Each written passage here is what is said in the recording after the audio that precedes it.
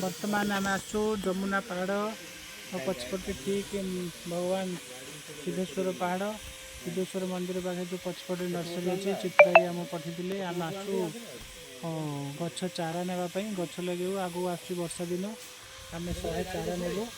हाँ प्रथम शागुआणी आकाशिया नेबू आमर गाँव में चिड़िया लगेबू ता सहित कौशनगर में लगेबू कौशनगर आम अगस्ट 2 तारिख में एक रक्तदान शिविर होगा जाऊँगी से रक्तदान शिविर में आम गछ चारा बंटन करूँ जो जो रक्तदाता मैंने रक्त देवे से गोटे चारा देवु से गचर उपयुक्त जत्न पानी दे से गच को बचेबे कारण ये जो ग्रीष्म जो प्रकार खरा हो खरार केवल रक्षा पाइबा केवल गच ही आम सुरक्षा देवे केवल गच लगेगा समस्ते समस्त जीवन बचाए देखो ये गच के सुंदर